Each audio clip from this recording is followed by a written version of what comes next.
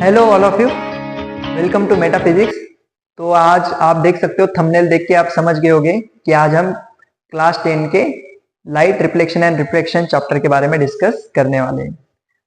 सबसे पहले हम समझते हैं कि इस चैप्टर की जरूरत हमें क्यों पड़ी। तो इस चैप्टर की जरूरत इसलिए पड़ी क्योंकि हमारे लाइफ में लाइट का बहुत ज्यादा इंपॉर्टेंस है। सबसे इंपॉर्टेंट चीज तो हमारा जो नेचुरल सोर्स है लाइट का, वो है सन। सन से हमें लाइट मिलती है और सन से जो लाइट मिलती है उसकी वजह से हम चीजों को देख पाते हैं, चीजों को आइडेंटिफाइड कर पाते हैं। उसी तरह से टेक्नोलॉजी इतनी आगे जा चुकी है, तो अभी हमें पता है कि जब अंधेरा होता है तो हम क्या करते हैं, कैंडल यूज करते हैं, टॉर्च यूज करते हैं या फिर लाइट लगा लेते हैं। इन सारी चीजों का हम यूज करते हैं। क्यों? क्योंकि चीजों को देखने के लिए। अगर हम अंधेरे में चले जाते हैं तो चीजों को हम आइडेंटिफाइड नहीं कर पाते। वहां पे अगर हमें चीजें आइडेंटिफाइड करना है तो हमें लाइट की बहुत ज्यादा जरूरत पड़ती है। उसी लाइट के बारे में इस चैप्टर में हम डिस्कस करने वाले, और उस लाइट के साथ साथ हम दो फेनोमेनॉन और भी डिस्कस करने वाले, एक है रिफ्लेक्शन और एक है रिफ्रैक्शन। तो चलो स्टार्ट करते हैं हमारे इस चैप्टर को। तो लाइट रिफ्लेक्शन एंड रिफ्रैक्शन, इस चैप्टर में सबसे पहला पॉइंट है light. What is mean by light? So light is nothing but electromagnetic wave. Light एक इलेक्ट्रोमैग्नेटिक वेव है, उसे ड्यूअल पार्टिकल इन नेचर भी बोला जाता है। और वो कैसे ट्रेवल करती है? स्ट्रेट लाइन में ट्रेवल करती है। मतलब हमारा सन अगर हमारा सोर्स है, लाइट का सोर्स अगर हमारा नेचुरल सोर्स अगर सन है, तो वहां से जो लाइट निकल रही होगी वो लाइट कैसे ट्रेवल करेगी? आपकी स्ट्रेट लाइन में ट्रेवल करेगी। ओके, सो लाइट हमारी कैसे ट्रेवल करेगी? स्ट्रेट लाइन में ट्रेवल करेगी। इसलिए उन्होंने दिया है लाइट इज एन इलेक्ट्रोमैग्नेटिक रे that travel in a straight line. तो लाइट हमेशा कैसे ट्रेवल करती है? आपकी स्ट्रेट लाइन में ट्रेवल करती है। ओके, वो स्ट्रेट लाइन में ट्रेवल करती है और जब वो अर्थ पे रीच करती है, सनसेट लाइट जब निकल के अर्थ पे रीच करती है तो वो अलग अलग सरफेसेस पे गिरती है। और जब वो अलग अलग सरफेसेस पे गिरेगी तो अलग अलग फेनोमेनन होगा।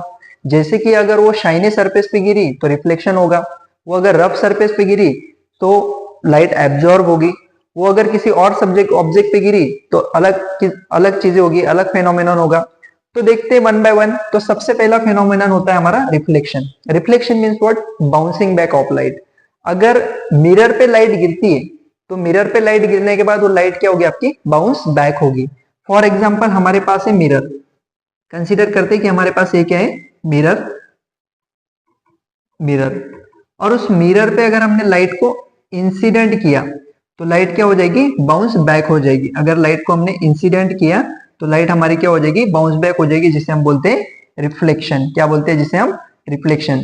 तो बीच में आपका क्या हो गया? नॉर्मल। एक इमेजिनरी लाइन हम कंसीडर करते हैं जिसे हम क्या बोलते हैं? नॉर्मल। जिसे हम क्या कंसीडर करते हैं? नॉर्मल।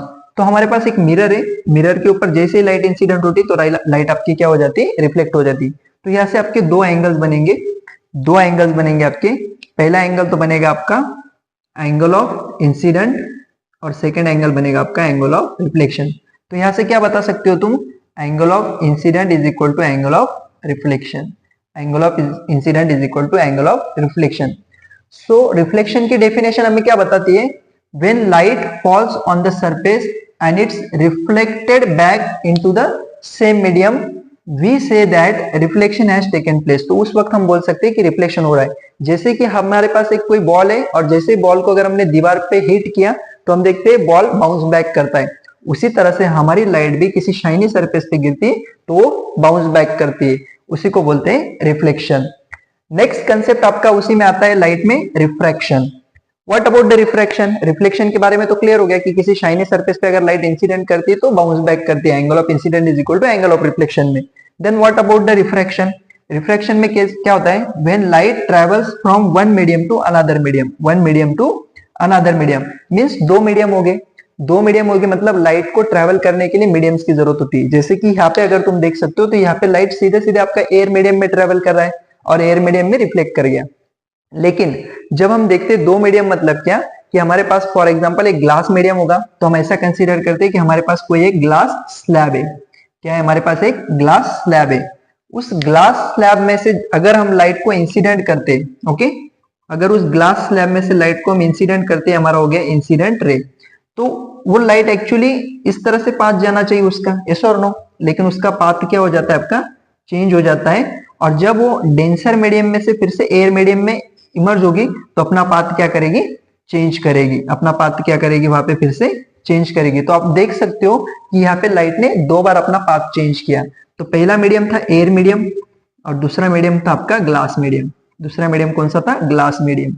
तो क्या हो गया यहाँ पे, फर्स्ट मीडियम एयर मीडियम में से लाइट ने इंसिडेंट किया और जैसे वो डेंसर मीडियम में एंटर किया तो उसने अपना पाथ चेंज कर दिया। और पाथ चेंज करने के बाद जैसे वो डेंसर से फिर से एयर मीडियम में एंटर हुई, फिर से एयर मीडियम हुई, तो फिर से उसने अपना पाथ चेंज कर दिया। तो जब लाइट एक मीडियम में से दूसरे मीडियम में जाके बेंड होती है फ्रॉम इट्स ओरिजिनल पाथ, उसके ओरिजिनल पाथ से, तो उस फेनोमेनन को हम बोलते हैं रिफ्रैक्शन। इन्हीं फेनोमेनॉन्स के बारे में हम इस चैप्टर में डिस्कस करने वाले हैं। इससे कुछ हमें न्यूमेरिकल्स भी दिए, उन न्यूमेरिकल्स के बारे में भी हम डिस्कस करने वाले हैं। ओके, तो आई होप सो आप सभी को ये चीजें क्लियर हो गई होगी, what is light, reflection and refraction. अभी हम हमारा नेक्स्ट टॉपिक कवर करते हैं।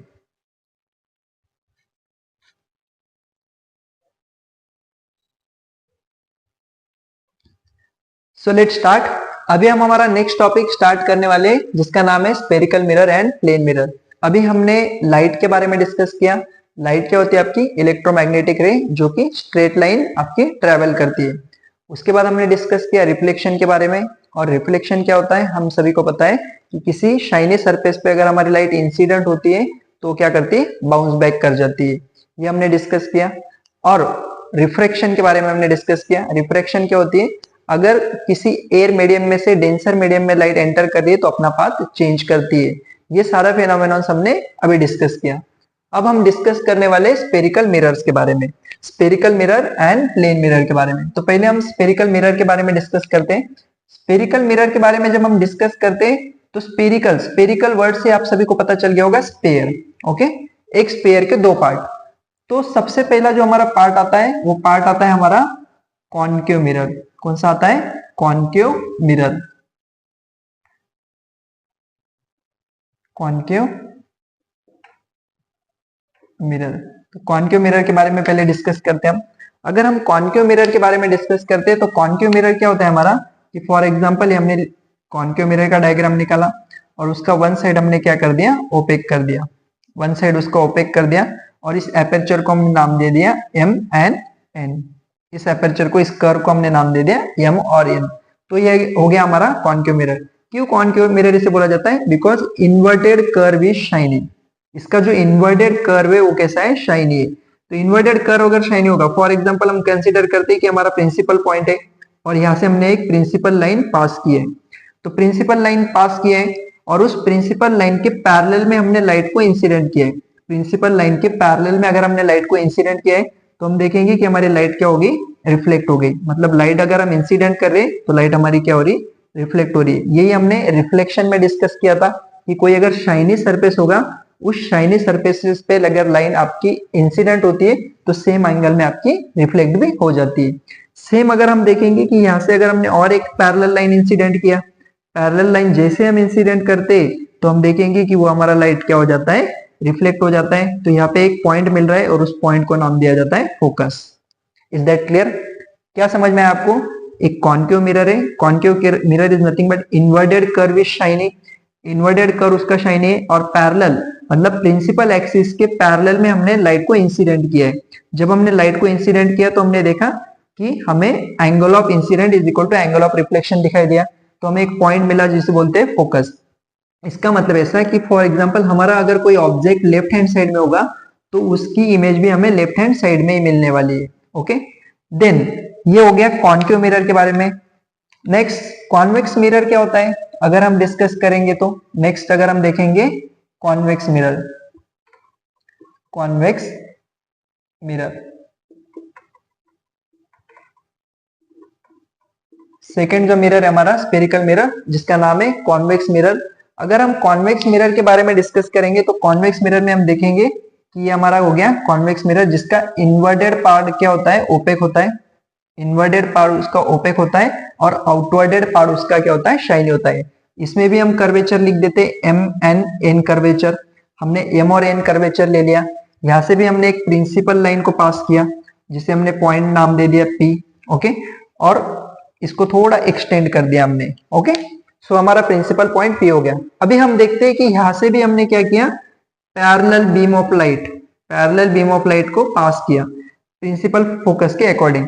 प्रिंसिपल लाइन के पैरेलल में अगर हमने इंसिडेंट किया, लाइट को इंसिडेंट किया, तो हम देख रहे हैं कि यहाँ पे हमारा लाइट क्या कर रहा है, यहां से हमारा एक डाइवर्ज हो रहा है। यहाँ पे इंसिडेंट हो रहा था, सेम एंगल में कन्वर्ज हो रहा था, यहाँ पे क्या हो रहा है, डाइवर्ज हो रहा है। यहाँ पे अगर आप देखोगे तो लाइट क्या हो रहा है आपका, डाइवर्ज हो रहा है। यहाँ पे लाइट आपका कन्वर्ज हो रहा था, यहाँ पे लाइट आपका डाइवर्ज हो रहा है। तो हमने लाइट तो पैरेलली इंसिडेंट कर दिया, लेकिन जैसे हमने पैरेलली लाइट इंसिडेंट किया तो हमने क्या देखा कि लाइट डाइवर्ज हो रहा है। लेकिन उसका जो इमेजिनरी पाथ है, उसका जो इमेजिनरी पाथ है, वो इमेजिनरी पाथ यहाँ पे कहीं पे आपका मीट होगा, और उसी इमेजिनरी लाइन को बोलते हैं फोकस। जो इमेजिनरी पाथ आपका जहाँ पे मीट हो रहा होगा उसी को बोला जाता है फोकस। तो आप देख सकते हो कि कॉन्केव मिरर और कॉन्वेक्स मिरर में क्या डिफरेंस है। जब हम कॉन्केव मिरर के बारे में डिस्कस करें तो हमने देखा कि inverted curve is shining, inverted curve उसका शाइनिंग, और जैसे हमने पैरेलल बीम ऑफ लाइट को पास किया तो हमने देखा वहां पे कन्वर्ज हो रहा है, किसी एक पॉइंट पे तुम्हारे लाइट सारे कन्वर्ज हो रहे हैं। लेकिन सेकेंड केस में, हम कॉन्वेक्स के केस में क्या देखते हैं, जैसे हमने पैरेलल बीम ऑफ लाइट को पास किया और उसका आउटवर्डेड कर्व शाइनी होता है, तो उसके क्या हो गए, लाइट डाइवर्ज हो गई। लेकिन जो उसके वर्चुअल लाइट है, जो वर्चुअल पाथ है, वो वर्चुअल पार्ट हमने देखा किसी एक पॉइंट पे जाके मेट हो रहा है, तो यहाँ पे हमें इमेज मिलेगी। तो इस केस में जो हमें इमेज मिलेगी वो कैसे मिलेगी, वर्चुअल एंड इरेक्ट। कैसे मिलेगी, virtual and erect, virtual and erect image मिलेगी। और कैसे मिलेगी, diminish. Diminish mean small image में हमें मिलेगी। कैसे मिलेगी, स्मॉल इमेज। और इस केस में अगर तुम देखोगे तो इस केस में हमें कैसे इमेज मिलेगी, इन्वर्टेड इमेज मिलेगी, क्योंकि इस साइड में तो हमारा ऑब्जेक्ट है। फॉर एग्जांपल हम ऐसा कंसीडर करते हैं कि यहाँ पे कहीं पे हमारा ऑब्जेक्ट होगा और उसकी इमेज अगर हमें मिलने वाली तो उसकी इमेज हमें यहाँ पे कहीं मिलेगी, और जो कि कैसे मिलने वाली, हमें इन्वर्टेड इमेज मिलेगी। तो यहाँ पे कैसे मिलेगी हमें इमेज, इन्वर्टेड इमेज मिलेगी, इन्वर्टेड इमेज। तो पॉइंट सारे आपके कन्वर्ज हो गए और इमेज कैसे मिल रही है, हमें इन्वर्टेड। तो कॉन्केव मिरर में हमें इमेज कैसे मिलती है, इन्वर्टेड मिलती है, मतलब उल्टी इमेज मिलती है। और कॉन्वेक्स के केस में अगर आप देखोगे तो हमें इमेज कैसे मिलती है, सीधी।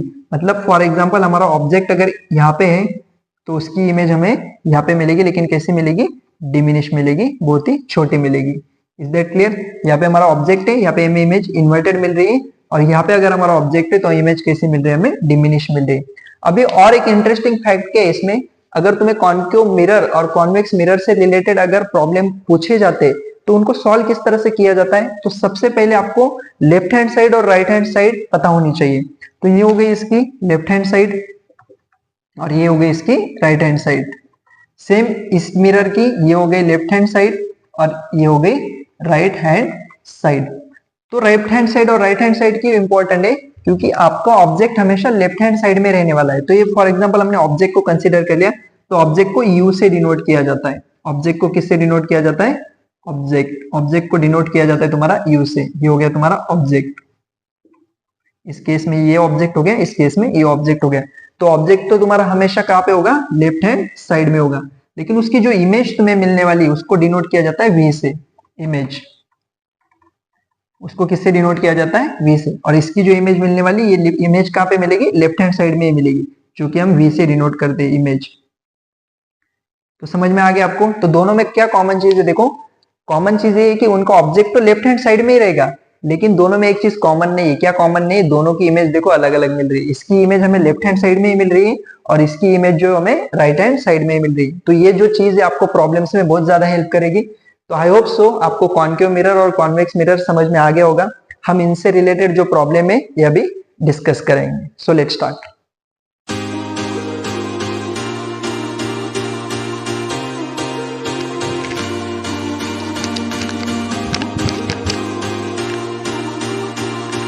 अभी हम प्लेन मिरर के बारे में डिस्कस करेंगे। अभी हमने स्पेरिकल मिरर में डिस्कस किया कि एक स्पेयर होगा, उस स्पेयर के अगर हम दो पार्ट करते हैं तो दो पार्ट में हमें एक कॉन्केव मिरर मिलता है और एक कॉन्वेक्स मिरर मिलता है। उन दोनों मिरर्स के बारे में डिस्कस करने के बाद हम डिस्कस करने वाले प्लेन मिरर के बारे में। तो प्लेन मिरर मीन्स व्हाट, अगर हमारे पास एक कोई मिरर है जिसका एक साइड कैसा होगा, आपका ओपेक होगा। एक साइड कैसा होगा आपका, ओपेक होगा, मतलब कलर किया होगा, और एक साइड कैसा होगा आपका, शाइनी होगा। तो प्लेन मिरर कंसेप्ट क्या बताती है हमें कि जितने डिस्टेंस पे तुमने ऑब्जेक्ट को रखा है, जितने डिस्टेंस पे, सपोज अपने 5 मीटर डिस्टेंस पे एक ऑब्जेक्ट रखा है, एक 5 मीटर डिस्टेंस पे अपने क्या रखा है, एक ऑब्जेक्ट को रखा है, तो उसकी जो इमेज आपको 5 मीटर डिस्टेंस पे ही मिलेगी, same distance. Okay, same distance पे आप देखोगे उसकी आपको इमेज मिलने वाली है, वर्चुअल एंड इरेक्ट। तो जितने डिस्टेंस पे आपका ऑब्जेक्ट होगा उतने डिस्टेंस पे आपको उसकी वर्चुअल एंड इरेक्ट इमेज मिलेगी। जितने हाइट का आपका ऑब्जेक्ट होगा, अगर आपकी हाइट अगर है 3 फीट, तो अगर आपकी हाइट अगर है 3 फीट तो इमेज भी आपको कितनी मिलेगी, 3 फीट। तो ये हो गया आपका ऑब्जेक्ट,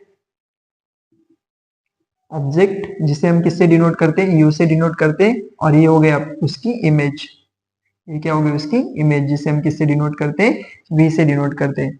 तो प्लेन मिरर हमें क्या सिखाता है, प्लेन मिरर में जितने साइज का हमारा ऑब्जेक्ट होगा उतने साइज की हमें इमेज भी मिलेगी, जितने डिस्टेंस पे वो खड़ा है उतने डिस्टेंस पे हमें उसकी इमेज मिलने वाली है। तो ये हो गया हमारा प्लेन मिरर के बारे में।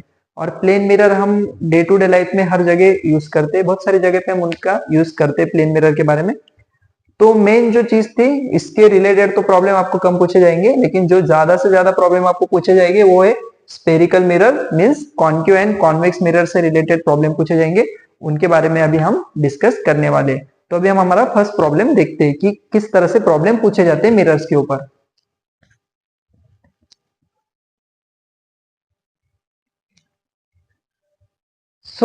अभी हम स्पेरिकल मिरर का कंसेप्ट पढ़ रहे थे। तो स्पेरिकल मिरर के कंसेप्ट में हमने दो मिरर्स के बारे में डिस्कस किया, जो थे हमारे concave mirror and convex mirror.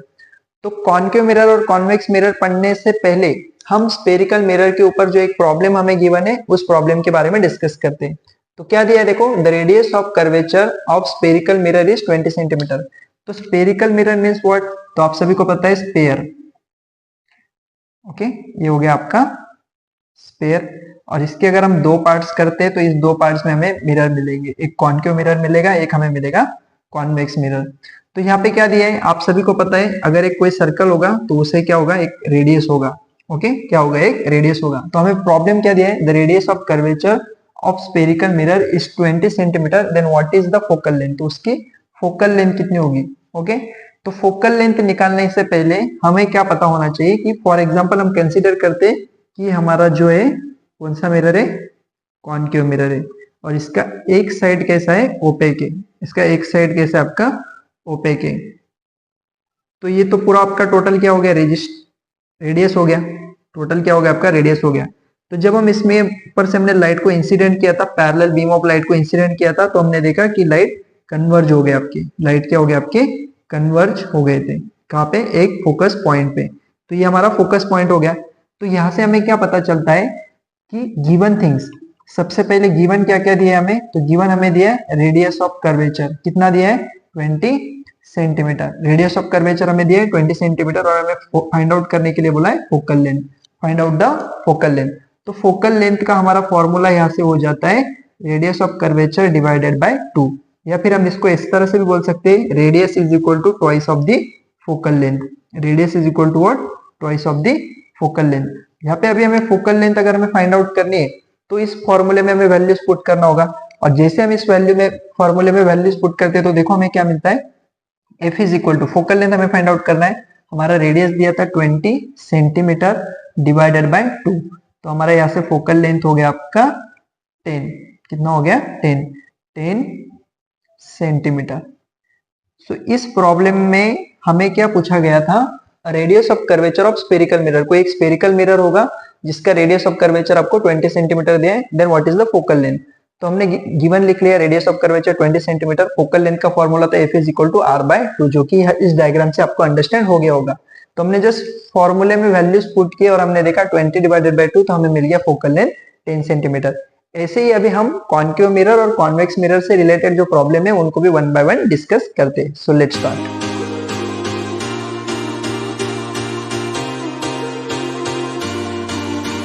तो अभी हम डिस्कस करने वाले mirror formula and magnification. Mirror formula and magnification हमारे कॉन्केव मिरर और कॉन्वेक्स मिरर के प्रॉब्लम सॉल्व करने में हमें बहुत ज्यादा हेल्प करने वाले। तो जब हमें प्रॉब्लम सॉल्व करने वाले तो उससे पहले हमें साइन कन्वेंशन के बारे में पता होना बहुत जरूरी है। तो साइन कन्वेंशन क्या होता है, फॉर एग्जाम्पल हमने कंसिडर किया कि हमारा मिरर है। ओके, कौन सा मिरर है, ऐसा कंसिडर करते हैं कि हमारे पास कौन सा मिरर है, कॉन्केव मिरर है। तो कॉन्केव मिरर की अगर बात करते हैं तो हम यहाँ से देखेंगे कि इसके अंदर एक क्या होगी आपकी प्रिंसिपल एक्सिस होगी, प्रिंसिपल लाइन जिसे हम बोलते हैं। ओके, जिसे हम पॉइंट पी से भी डिनोट करते हैं। तो क्या होता है साइन कन्वेंशन, क्यों बोला जाता है इसे? क्योंकि इस मिरर के अभी दो साइड हो गए, एक साइड हो गई आपकी लेफ्ट हैंड साइड और एक साइड हो गई आपकी राइट हैंड साइड। तो लेफ्ट हैंड साइड का मतलब क्या कि ऑब्जेक्ट हमेशा आपका कहाँ पे होगा? लेफ्ट हैंड साइड में होगा, मतलब जो यू होगा वो आपका कैसा होगा? यहाँ पे नेगेटिव होगा, और जो भी आपकी चीज इस साइड में मिलेगी वो चीज आपकी कैसी होगी? पॉजिटिव होगी। जो राइट हैंड साइड में कुछ भी अगर चीज आपकी मिल रही है तो वो चीज कैसी होगी? आपकी पॉजिटिव होगी। फॉर एग्जाम्पल, अगर आपका ऑब्जेक्ट इधर है और आपको इमेज अगर राइट हैंड साइड में मिल रही है तो उस केस में उसको बोला जाता है पॉजिटिव। ओके, तो ये हमारा मिरर है और इस मिरर के अकॉर्डिंग हम क्या पढ़ रहे हैं? Sign convention. तो प्रिंसिपल एक्सिस के ऊपर अगर आपकी कोई चीज है तो होती है पॉजिटिव, और प्रिंसिपल एक्सिस के नीचे अगर कोई चीज है तो होती है आपकी निगेटिव। प्रिंसिपल एक्सिस के अगर नीचे कोई चीज है तो वो होती है आपकी निगेटिव। इसका मतलब क्या? अगर हमारा ऑब्जेक्ट इधर है और अगर हमें इमेज यहाँ पे मिल रही है तो हमारी इमेज कैसी होगी? निगेटिव इमेज होगी। कैसी इमेज होगी? निगेटिव। ओके, और अगर हमें इमेज इस साइड में मिल रही है तो हमारी इमेज कैसे मिलेगी? पॉजिटिव। लेकिन अगर वो डाउन साइड में मिल रही है, इमेज अगर हमें डाउन साइड में मिल रही है तो इमेज कैसी होगी? निगेटिव। इमेज अगर अपवर्ड में मिल रही है तो कैसी होगी? पॉजिटिव। आई होप सो आपको साइन कन्वेंशन के बारे में क्लियर हुआ होगा। Sign convention means what? कि left hand side right hand side हम मिरर के बारे में पढ़ रहे हैं। लेफ्ट हैंड साइड और राइट हैंड साइड अगर हम पढ़ते हैं तो जब हमारा ऑब्जेक्ट लेफ्ट हैंड साइड में होगा तो हमेशा वो निगेटिव होगा, मतलब जो भी वैल्यू हमें गिवन होगी प्रॉब्लम में वो हमेशा हमें निगेटिव लेनी है। और अगर उसका इमेज अगर हमें उसी साइड में मिल रहा है तो हम देखेंगे कि वो भी हमारा कैसा होगा? निगेटिव होगा। और इन केस अगर हमारा ऑब्जेक्ट लेफ्ट में और अगर उसकी इमेज अगर हमें राइट में मिल रही है, लेकिन राइट में भी अगर वो प्रिंसिपल एक्सिस के ऊपर मिल रही है तो पॉजिटिव होगी, प्रिंसिपल एक्सिस के नीचे होगी तो कैसी होगी? निगेटिव होगी। और एक चीज होती है आपकी फोकल लेंथ। किसके बारे में पढ़ेंगे? Focal length. तो जो फोकल लेंथ है वो अगर आपकी लेफ्ट हैंड साइड में तो वैल्यू होगी निगेटिव, और अगर आपकी focal length right hand side में होगी तो वो वैल्यू होगी तुम्हारी positive. Is that clear all of you? ये समझ में आ गया आपको कि अगर आपका focal length left hand side में है तो आपकी इसकी वैल्यू होगी निगेटिव, और अगर आपका focal length right hand side में है तो उसकी वैल्यू होगी आपकी पॉजिटिव।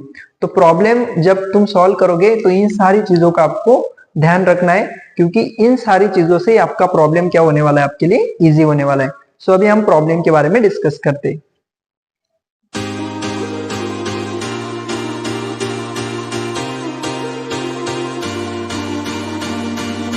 ओके, तो साइन कन्वेंशन देखने के बाद अभी हम किसके बारे में डिस्कस करेंगे? Mirror formula and magnification. तो अभी हमने देखा इस साइन कन्वेंशन में क्या देखा? इस तरह से हमें कोई मिरर दिया है, इस तरह से हमें कॉनकेव और कॉन्वेक्स पे मिरर होगा, और उसमें अगर हमारी होगी प्रिंसिपल एक्सिस, उसमें अगर हमारी होगी प्रिंसिपल एक्सिस तो हम देखते हैं कि हो गई हमारी लेफ्ट हैंड साइड, ये हो गई हमारी राइट हैंड साइड।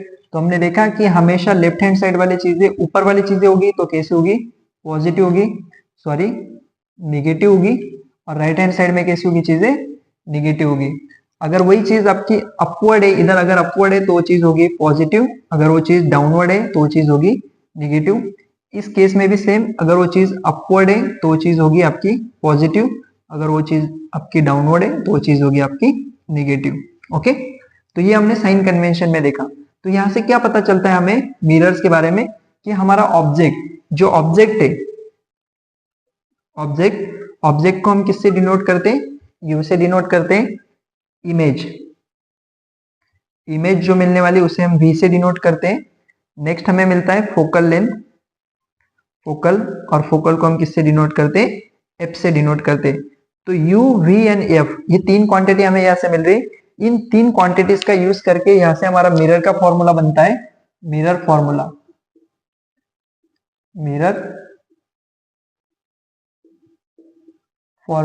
क्या बनेगा मिरर का फॉर्मूला? तो मिरर का फॉर्मूला हमारा बनेगा 1 by focal length is equal to 1 by v plus 1 by u. ये हमारा बन गया मिरर का formula. Okay, so object u is nothing but object distance, v is nothing but image distance, and F is nothing but focal length. तो आपको problem में इन तीनों चीजों में से कोई भी दो चीजें गिवन होगी और एक चीज आपको फाइंड आउट करनी होगी। तो तीन चीजों में से दो चीजें आपको गिवन होगी और एक चीज फाइंड आउट करनी होगी। फॉर एग्जांपल, आपको v और u अगर गिवन है तो आपको f फाइंड आउट करने के लिए बोला जाएगा। अगर आपको f और v गिवन है तो आपको u फाइंड आउट करना होगा, और अगर f और u अगर गिवन है तो आपको v फाइंड आउट करना होगा। सो नेक्स्ट आप देखोगे यहाँ से और एक फॉर्मूला बनता है आपका मैग्निफिकेशन का, एक फॉर्मूला और बनता है आपका मैग्निफिकेशन का। मैग्निफिकेशन, जब हम v और u ऑब्जेक्ट डिस्टेंस और इमेज डिस्टेंस फाइंड आउट कर लेंगे तो हमें मैग्निफिकेशन की भी जरूरत पड़ेगी कि वो कितना इनलार्ज है, कितने डिस्टेंस पे डिमिनिश है या इनलार्ज है, वहां से मैग्निफिकेशन हमें पता चलेगा।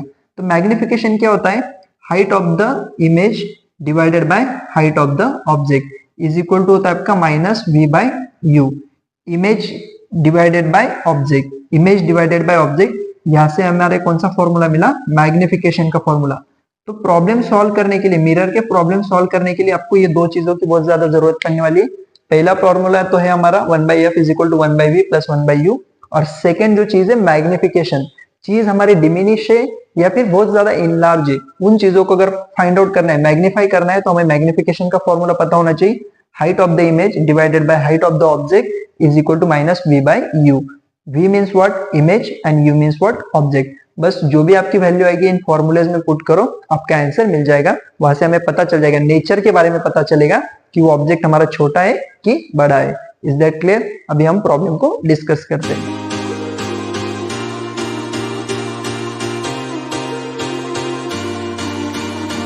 So light reflection and refraction chapter के बारे में हम डिस्कस कर रहे हैं। उसमें हमने कॉन्केव और कॉन्वेक्स मिरर के बारे में डिस्कस किया। मिरर के बाद डिस्कस करने के बाद हमने उनके फॉर्मूले के बारे में भी डिस्कस किया है। अभी हमारी जो बारी आती है वो है की, प्रॉब्लम सॉल्व करने की। तो अभी हमें एक प्रॉब्लम दिया है कॉन्वेक्स मिरर से related. Convex mirror use for rear view on an automobiles has a radius of curvature 3 metre. तो हमें क्या गिवन है, देखो रेडियस ऑफ कर्वेचर गिवन है, कितना गिवन है, 3 metre. If bus is located at 5 metre from this mirror, find the position, nature and size of the image. तो हमें इस प्रॉब्लम में क्या पूछा गया है कि प्रॉब्लम में सबसे पहले तो हमें गिवन थिंग्स क्या है, गिवन थिंग्स लिख लो सबसे पहले, तो जो जो गिवन है वो, तो प्रॉब्लम आसान हो जाता है। तो सबसे पहले हमें गिवन है रेडियस ऑफ कर्वेचर, तो रेडियस ऑफ कर्वेचर गिवन है हमें 3 मीटर।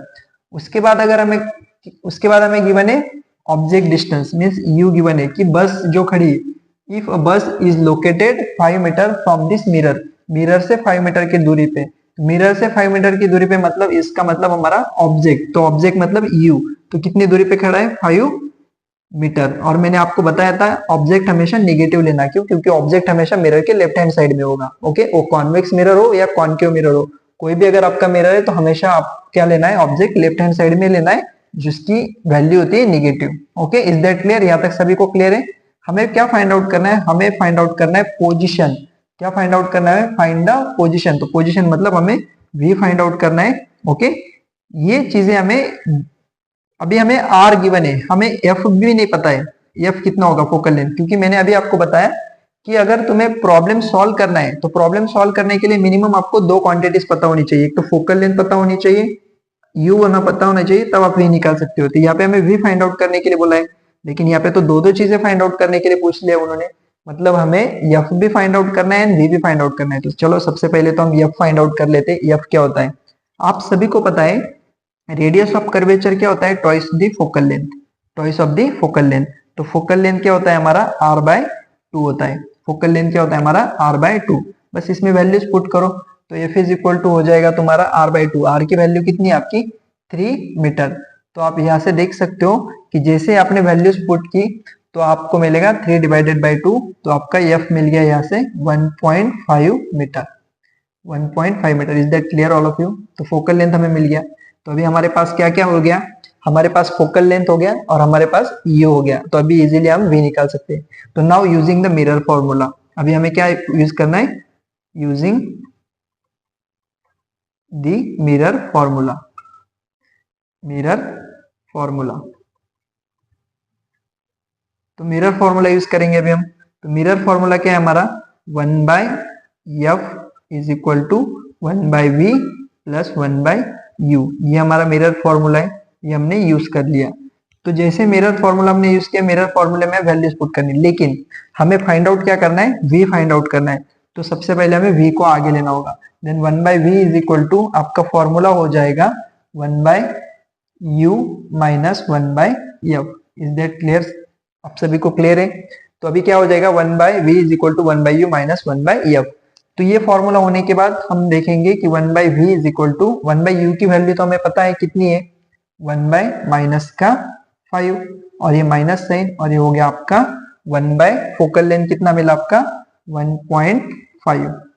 1.5 हमें मिला है। तो बस हमें इनका क्रॉस मल्टीप्लाई करना है। अभी यहाँ पे भी माइनस साइन है, यहाँ पे भी माइनस साइन है, तो ये माइनस माइनस क्या हो जाएगा, प्लस हो जाएगा। तो आपका ये हो गया 1/v is equal to 1.5 plus 5 divided by इन दोनों का मल्टीप्लीकेशन। अगर हम 1.5 मल्टीप्लाई 5 करते तो हमें मिलेगा 7.50। तो ये मल्टीप्लीकेशन हमने किया। नेक्स्ट स्टेप में आप देखोगे तो दोनों को ऐड कर दो तो ये मिल रहा है आपका 6.5 डिवाइडेड बाय 7.50। इस तरह से हमें क्या मिला, रेशो मिला। अभी हमें चाहिए v ओनली, तो v क्या हो जाएगा हमारा 7.50 डिवाइडेड बाय 6.5। इसको अगर तुम सॉल्व करोगे, इस इक्वेशन को अगर हम सॉल्व करते तो इस इक्वेशन को सॉल्व करने के बाद हमें आंसर मिलेगा 1.50, जो कि हमारा फाइनल आंसर है। मतलब v की वैल्यू हमें कितनी मिल रही है, 1.50। और जो v की वैल्यू हमें मिल रही है वो कैसे मिल रही है, देखो पॉजिटिव वैल्यू मिल रही है। कैसी वैल्यू मिल रही है, पॉजिटिव वैल्यू मिल रही है। तो यहाँ से हमें पता चलता है कि हमारा जो इमेज है वो कैसा है, वर्चुअल एंड इरेक्ट इमेज मिल रहा है। क्योंकि हमारा जो ऑब्जेक्ट था वो -5 मीटर पे था और हमें जो यहाँ पे वैल्यू मिल रही है वो कितनी मिल रही है, 1.5 मीटर पे। तो डिमिनिश भी मिला। ओके, कैसा मिला, डिमिनिश, क्योंकि ऑब्जेक्ट तो हमारा 5 मीटर था और जो हमारा इमेज मिल रहा है वो कितना मिल रहा है, 1.5 मीटर हमें इमेज मिल रहा है। और सेम थिंग्स अगर आपको यहाँ पे उन्होंने मैग्निफिकेशन फाइंड आउट करने के लिए बोला तो उसका फॉर्मूला हमने लिखा था -v/u। तो अगर हम मैग्निफिकेशन फाइंड आउट करते तो v की वैल्यू भी हमें मिल गई, v की वैल्यू हमारे पास आ गई और हमारे पास u की वैल्यू तो ऑलरेडी है। तो ये माइनस और ये प्लस तुम्हारा क्या हो गया 1, ये प्लस की वैल्यू है 1.50 और डिवाइडेड बाय ये माइनस की वैल्यू है तुम्हारे पास -5 मीटर, ये भी मीटर में, ये भी मीटर में। तो 1.5 डिवाइडेड बाय 5 अगर हम करेंगे तो हमें यहाँ से क्या मिल जाएगा, आपका आंसर मैग्निफिकेशन आपका हो जाएगा प्लस का 3 मीटर। ओके, तो ये आपका हो गया मैग्निफिकेशन। उसका मैग्निफिकेशन कितना होगा। तो आई होप सो आपको प्रॉब्लम क्लियर हुआ होगा कि हमें एक प्रॉब्लम दिया था कॉन्वेक्स मिरर से related. Convex mirror use to rear view. Convex mirror क्यों यूज किए जाते हैं, रियरर व्यू के लिए। मतलब हम जब कार चलाते तो हम देखते हैं कि रियरर व्यू मतलब हमारे पीछे कोई गाड़ी तो नहीं है। तो यहाँ पे था कि has the radius of curvature, उसका रेडियस ऑफ कर्वेचर 3 मीटर दिया है। A bus is located at 5 metre from this mirror, मतलब उस मिरर से 5 मीटर दूरी पे एक बस खड़ी थी। तो उसकी इमेज कितनी होगी, वो इमेज हमें फाइंड आउट करने के लिए बोला था और उसका मैग्निफिकेशन कितना होगा। तो जब हम रियरर व्यूज में मतलब साइड ग्लासेस में हम देखते हैं तो साइड ग्लास वाला ही प्रॉब्लम था कि साइड ग्लास में जो बस की आपको इमेज दिख रही है वो इमेज कितनी होगी और कितनी मैग्निफाइड होगी, ये हमें फाइंड आउट करना था। तो हमने प्रॉब्लम फाइंड आउट कर लिया। आप देख सकते हो कि प्रॉब्लम को किस तरह से फाइंड आउट करते हैं। सबसे पहले तो गिवन थिंग्स लिखो। गिवन थिंग्स लिखने के बाद फॉर्मूला यूज करो। मिरर का फॉर्मूला हमने पढ़ा था 1/f is equal to 1/v plus 1/u। उस फॉर्मूले में जस्ट वैल्यूज पुट करते जाओ। वैल्यूज अगर आपने पुट की, आपको बाद में रैशनल नंबर सॉल्व करने, रैशनल नंबर सॉल्व करने के बाद आपने आपका आंसर आ जाएगा। आई होप सो आपको ये प्रॉब्लम समझ में आ गया होगा। इसी तरह से अभी हम नेक्स्ट प्रॉब्लम भी सॉल्व करेंगे।